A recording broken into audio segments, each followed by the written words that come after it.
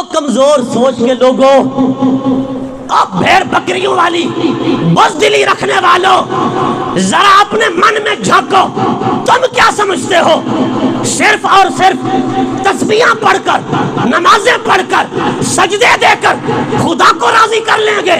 اور نہیں، جب تک اپنے اندر جذبہ جہاد پیدا نہ کر لو، خدا کی عزت کی قسم ہے کامل ایمان نصیب ہو ہی نہیں سکتا۔ حضور نے فرمایا، سرکار کی حدیث پاک ہے، میں اپنی طرف سے نہیں کہہ رہا، سرکار نے فرمایا تھا کہ اگر کسی کے دل میں کبھی یہ جذبہ پیدا ہی نہ ہو کہ یا اللہ مجھے شہادت کی موت عطا فرما، مجھے رتبہ شہادت پر فیض فرما، میں شہید ہو جاؤں، کسی دل میں اگر یہ کبھی جذبہ نہیں پیدا ہوا، کبھی یہ تصور نہیں آیا، کبھی یہ خیال نہیں آیا، حضور فرماتے ہیں ایسا دل مومن کا دل نہیں ہو سکتا، یہ دل منافق کا دل ہے۔ بولو کیوں ڈھیلے ہو گئے ہو؟ غیب دان نبی کی غیبی خبر پر بولو نا ذرا۔ حضور تو نگاہ پاک سے دیکھتے ہیں نا کس دل میں جذبہ جہاد ہے اور کون سا دل ڈر پوک ہے، جذبہ جہاد سے بھاگتا ہے، اور کس دل میں یہ جذبہ پیدا نہیں ہوتا۔ سرکار کائنات امام الانبیاء نے فرمایا بچوں چلے جاؤ۔ رافع کو حضور نے کھڑا کر لیا، فرمایا تم شامل ہو جاؤ، جہاد کے لیے چلے آؤ۔ حضرت رافع کو جب دیکھا نا سامورا نے، وہ ان کے دوست تھے، وہ بھی نوجوان تھے، ان کی عمر کچھ کم تھی، 15 سال سے۔ انہوں نے حضور کی بارگاہ میں عرض کی، آقا رافع بن خدیج کو لے کر جا رہے ہیں تو مجھے بھی لے چلیں۔ سرکار نے فرمایا نہیں، تمہاری عمر تھوڑی ہے۔ حضرت سامورا بن جندب جو کوفہ کے گورنر بھی رہ چکے تھے بعد کے اندر، اس وقت تو بچے تھے، انہوں نے عرض کی، آقا سامورا اگر بچہ ہے تو پھر رافع سے میری کشتی کرا لیں، اگر میں رافع کو پچھاڑ دوں، رافع سے جیت جاؤں تو میرے آقا مجھے بھی ساتھ لے چلیں آپ، اگر رافع مجھے پچھاڑ دے تو بے شک مجھے واپس مدینہ بھیج دے۔ جذبہ جہاد تو دیکھو نا، حضرت سامورا کو حضور نے رافع سے لڑا دیا، ان کی کشتی ہوئی اور حضرت سامورا جیت گئے۔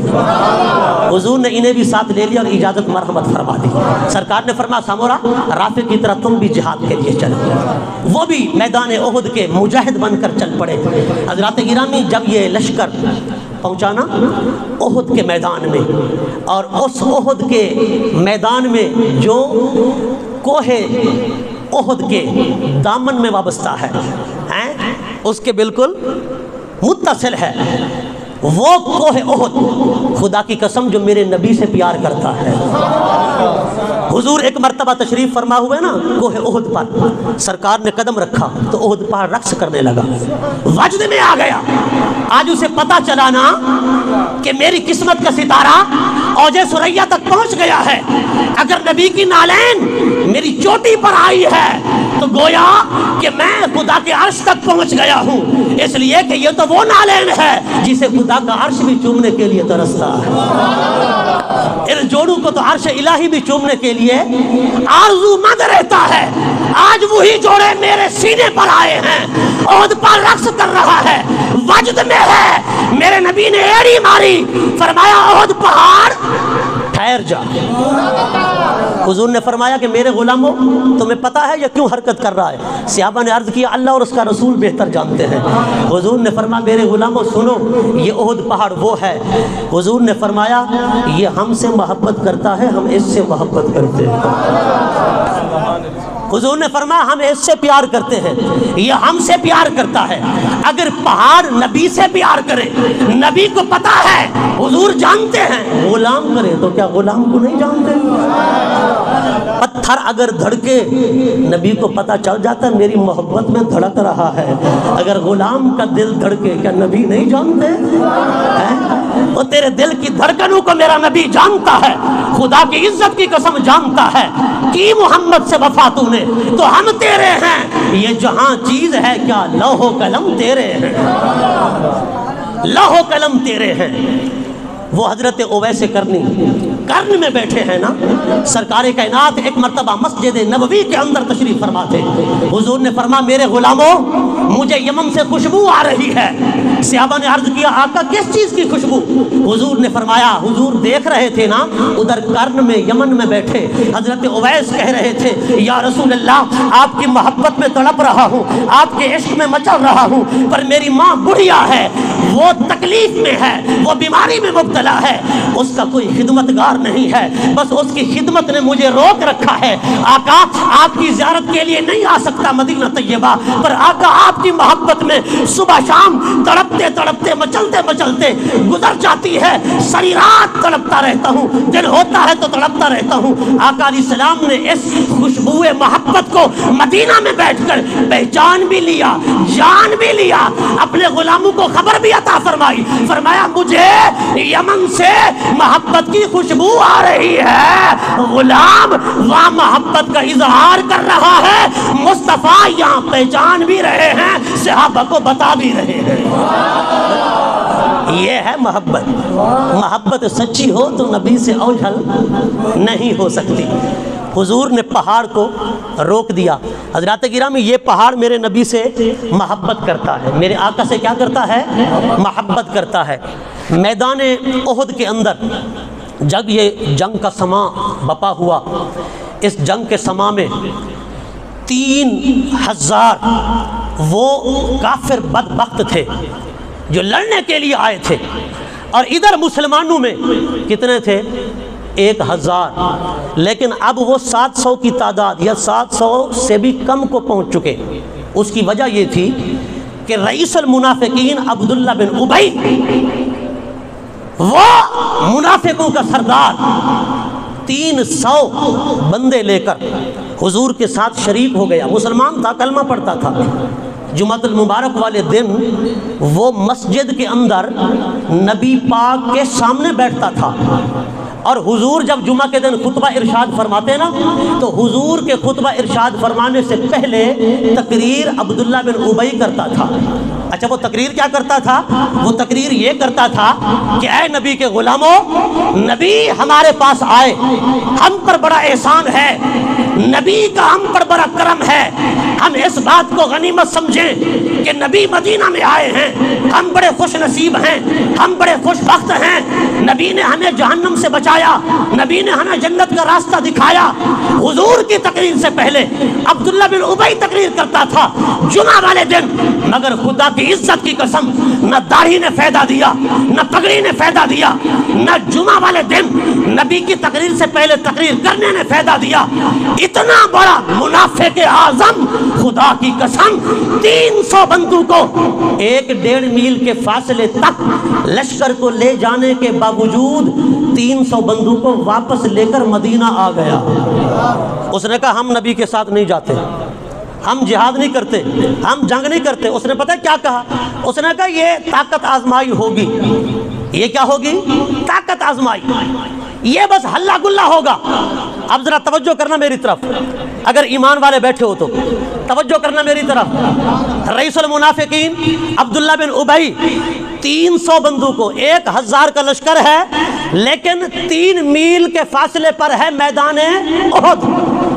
1.5 میل کے فاصلے پر پہنچنے کے بعد اس نے 300 بندوں کو الگ کر لیا, جھنڈا علیحدہ کر لیا, اور 300 نوجوانوں کو لے کر مدینہ واپس آ گیا. صحابہ کہتے رہے او عبداللہ نبی کو نہ چھوڑ, نبی کو چھوڑ کے کیوں جا رہا ہے؟ اس نے کہا یہ طاقت آزمائی کے لیے جا رہے ہیں, یہ بس ہلا گلا کرنے جا رہے ہیں, کوئی حق و باطل کی بات نہیں ہے. وہ بندہ جس کی داڑھی بھی, پگڑی بھی, کلمے کا ورد بھی, پہلی صف میں نماز بھی, روزے کا پابند, عبادت اور ریاضت کا پابند, نبی کی تقریر سے پہلے جمعہ والے دن پہلے تقریر کرنے والا عبداللہ بن ابی کیا کہہ رہا ہے؟ جب تلوار اٹھانے کی باری آئی تو کہتا ہے یہ طاقت آزمائی کے لیے جا رہے ہیں، یہ ہلا گلا کرنے جا رہے ہیں، یہ کوئی حق و باطل کی جنگ ہے، یہ کوئی مارکا ہے، ہم ان کا ساتھ نہیں دیتے۔ نبی کو چھوڑ کر واپس آ گیا۔ جب میدان احد میں پہنچے میرے آقا امام الانبیاء حضور نے خطبہ دیا، اس خطبے کے اندر عبداللہ بن ابی کا میرے نبی نے نام ہی نہیں لیا۔ حضور نے بتا دیا اگر حق والی جماعت سے کوئی منافقت کر کے پچھڑ جائے تو اسے کاٹ دو، اس کا نام لینا بھی چھوڑ دو، تمہارا خدا حامی و مددگار ہے۔ نعرہ تکبیر، نعرہ رسالت، نعرہ خلافت، نعرہ حیدری، نعرہ مصطفیٰ۔ مگر وہ منافقت کرنے کے باوجود کیا اس نے نبی کا نقصان کیا یا اسلام کا یا مسلمانوں کا؟ او بولو نہیں، اس نے اپنا نقصان کیا کہ قیامت تک کے لیے منافق اعظم بن گیا۔ 300 بندے لے کر، اب 700 سے بھی کم بندے رہ گئے۔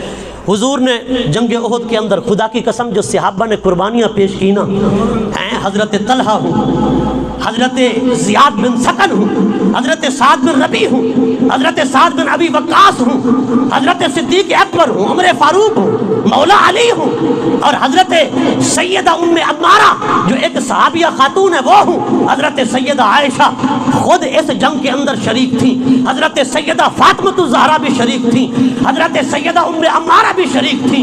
اللہ اکبر، اس جنگ کے اندر سرکار کائنات کے چچا حضرت امیر حمزہ بھی شریک تھے۔ جب وہ درہ پر بیٹھے ہوئے 50 صحابہ انہوں نے دیکھا نا کافر بھاگ گئے، دم دبا کر نکلنے لگے، 700 میرے نبی کے غلاموں نے 3000 سورماؤں کو پچھاڑ کر رکھ دیا۔ بولو ذرا محبت سے، 700 میرے نبی کے جانثاروں نے میدان احد کے اندر 3000 کفار و مشرکین کے سورماؤں کو دم دبا کر بھاگنے پر مجبور کر دیا۔ وہ دم دبا کر بھاگنے لگے، مسلمانوں نے انہیں شکست فاش دے دی۔ وہ درہ پر 50 صحابہ بیٹھے تھے، انہوں نے دیکھا، انہوں نے کہا کہ اب ہم بھی یہاں سے اترے۔ نبی پاک کا حکم تھا کہ جب تک جنگ فتح نہ ہو تب تک تم نے یہاں بیٹھے رہنا ہے، لیکن وہ سمجھ نہ سکے بات کو۔ کچھ نے کہا کہ نہیں چھوڑو، کچھ نے کہا نہیں درے کو چھوڑ دو، کچھ نے کہا نہیں چھوڑو یار، پیچھے سے حملہ بھی ہو سکتا ہے۔ جب انہوں نے چھوڑا نا درے کو تو خالد بن ولید اس وقت چونکہ کافر تھے، مسلمان نہیں ہوئے تھے، وہ نوجوان تھے، بڑے طاقتور تھے، جری تھے، انہوں نے دیکھا کہ اب درہ خالی ہے کہ عقب سے آ کر، پیچھے سے آ کر مسلمانوں کے لشکر پر حملہ کیا جا سکتا ہے۔ انہوں نے پیچھے سے حملہ کیا، ایسا انہوں نے زوردار حملہ کیا، معاذ اللہ کے نبی پاک تک پہنچ گئے، آقا علیہ الصلوۃ والسلام تک پہنچے۔ حضور کے دندان مبارک میں سے کچھ حصہ شہید ہو گیا، حضور کے سر مبارک پر بھی چوٹیں آئیں، سرکار کے ہونٹ مبارک سے بھی خون کا ایک قطرہ نکلا، لیکن وہ زمین پر نہیں گرا۔ صحابہ نے اپنا منہ نیچے کر کر اسے چوس لیا۔ آج لوگ باتیں کرتے ہیں کہ نبی سے اعمال میں امتی بڑھ جاتا ہے، کوئی کہتا ہے علی کا مقام نبیوں سے زیادہ ہے، کوئی کہتا ہے نبی سے عمل میں امتی بڑھ جاتا ہے۔ کیوں؟ نبی نے ایک حج کیا، امتی 50 حج کر جاتے ہیں۔ نبی نے ایک رمضان پایا، امتی کئی رمضان پا لیتے ہیں۔ نبی نے 4 عمرے کیے، امتی کئی عمرے کر جاتا ہے، تو وہ عمل میں بڑھ جاتا ہے۔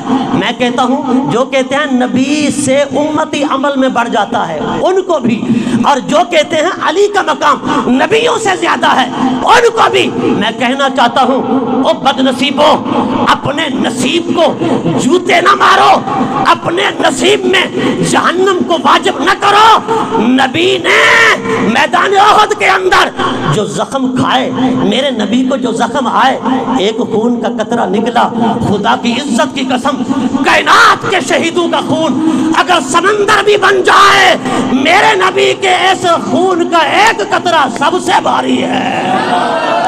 نعرہ رسالت، نعرہ خلافت، نعرہ حیدری، نعرہ مصطفیٰ۔ جس کا عقیدہ ہے بولے محبت سے، کائنات کے شہید ان کا خون جمع کر لیا جائے، میرے نبی کا میدان احد کے اندر جو خون کا ایک قطرہ نکلا اس کی قیمت زیادہ ہے، اس کا مقام زیادہ ہے، اس کی فضیلت زیادہ ہے، اس کی شان زیادہ ہے۔ امتی میں کہتا ہوں 100 حج کر لے، 100 عمرے کر لے، میرے نبی کا ایک حج اس کے سینکڑوں، اس کے نہیں پوری امت کے سینکڑوں حجوں اور عمروں پر بھاری ہے۔ اور کیسی بات کرتے ہو کہ امتی بڑھ جاتا ہے عمل میں؟ کیا تمہارا عمل نبی کے عمل کے برابر ہو سکتا ہے؟ اللہ اکبر۔ حضرت سیدنا حمزہ رضی اللہ تعالیٰ عنہ، آپ نے جب دیکھا نا کہ کفار حملہ آور ہو رہے ہیں حضور کی ذات پر، آپ پہرا دینے کے لیے حضور کے گرد آئے، کفار کو ایسا آپ نے کفار پر حملہ کیا کہ پلک جھپکنے میں 31 کافروں کو جہنم رسید کر دیا، اور آپ زباں پر یہ نعرہ لگاتے رہے، انا اسد اللہ و اسد رسولہ، اور کافروں اللہ کا شیر اور رسول اللہ کا شیر آ گیا ہے، اللہ کا شیر اور رسول اللہ کا شیر آ گیا ہے۔ جب آپ نے میدان احد میں جام شہادت نوش کیا نا تو آقا علیہ السلام نے فرمایا میرے غلاموں میں دیکھ رہا ہوں میرا چچا جنت میں ٹہل رہا ہے، اور جنت کے دروازے پر لکھ دیا گیا ہے کہ یہ اللہ کا بھی شیر ہے، رسول اللہ کا بھی شیر ہے۔ حضرت طلحہ حضور پر فدایانہ طریقے سے چاروں اطراف سے حضور پر پہرا بھی دے رہے تھے، اور ہاتھ سے کافروں کے تیر بھی جھل رہے تھے، اور آپ فرماتے ہیں جب تیر آتے نا تو میں اپنے ہاتھ سے جھلتا تھا، روکتا تھا، کہتے ہیں میرے ہاتھ سے خون کے فوارے نکل رہے تھے، اور میرا ہاتھ ایک بوٹی کا لوتھڑا بن گیا، لیکن میرا بازو ختم ہو گیا، میرا ہاتھ شل ہو گیا، لیکن میں حضور پر کوئی تیر نہ آنے دیتا، ہر تیر کو اپنے جسم پر جھلتا، اپنے ہاتھ سے روکتا۔ جب حضرت طلحہ بعد میں چونکہ زندہ تو رہے نا، آپ کا ہاتھ شل زدہ تھا، مولائے کائنات حضرت طلحہ کے ہاتھ کو پکڑتے اور چوم لیتے تھے۔ لوگ پوچھتے علی طلحہ کا ہاتھ کیوں چومتے ہو؟ آپ فرماتے یارو یہی ہاتھ تو ہے جس نے حضور کی ذات پر پہرا دیا ہے، حضور کی ذات پر پہرا دیا ہے۔ اللہ اکبر۔ حضرت زیاد بن سکن وہ آئے اور ہر تیر کو اپنے اوپر وہ روکتے رہے، 70 زخم آئے آپ کے جسم پر، آپ جام شہادت نوش کر گئے، جام لب تھے، آخری سانسیں تھیں، کہہ رہے تھے یارو مجھے حضور کی بارگاہ میں تو لے چلو، حضور کی بارگاہ میں لے کر آنے کے لیے وہ اٹھانا چاہتے، پر آپ نے کہا مجھے اٹھاؤ نہیں، تمہیں پتہ نہیں ہے ادب گاہی زیر آسمان از عرش نازک تر نفس تم کر دمی آیت جنید و بایزید اینجا، نبی کی بارگاہ ہو کندھوں پہ سوار ہو کر جاؤں؟ ارے نہیں نہیں مجھے رہنے دو، میں اپنے جسم کو گھسیٹ کر جاؤں گا۔ جسم کو گھسیٹتے گھسیٹتے 70 زخم آئے، جسم سے خون بہ نکلا، جسم نڈھال ہو گیا، کمزور ہو گئے، پر حضور کی بارگاہ میں آئے، اپنا سر اپنی جبین سرکار کے تلووں پہ رکھ دی۔ حضور نے فرمایا کون ہے؟ عرض کی آقا زیاد آیا ہے۔ حضور نے فرمایا زیاد، سر پر ہاتھ رکھا، فرمایا زیاد زیاد اللہ نے تجھے بڑا مقام عطا کر دیا ہے۔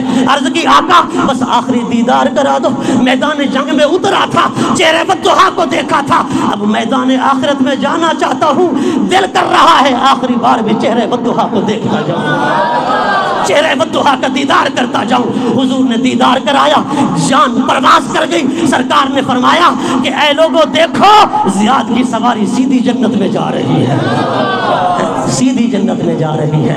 حضرات گرامی اس داستان کو سننے کے لیے بھی وہی لوگ چاہیے ہیں جو جگر رکھتے ہوں، جو دل رکھتے ہوں، جو جذبہ جہاد رکھتے ہوں۔ یہاں پر عورتیں بھی پیچھے نہ رہیں۔ حضرت ام عمارہ کی قربانی خراج تحسین پیش کرنے کے قابل ہے، سنہری حروف سے لکھنے کے قابل ہے۔ جب سرکار کو چوٹ آئی حضور نے فرمایا علی فاطمہ کہاں ہے؟ میری بیٹی فاطمہ کو بلاؤ۔ حضرت سیدنا مولا علی فاطمہ کو بلا کر لائے۔ جب سیدہ فاطمہ آئیں، صبر والے نبی کی صبر والی بیٹی ہیں، جب حضرت سیدہ فاطمہ حضور کے سامنے آئیں، دیکھا بابا کے سر پر چوٹیں ہیں، حضور کے ہونٹ مبارک سے خون سم رہا ہے۔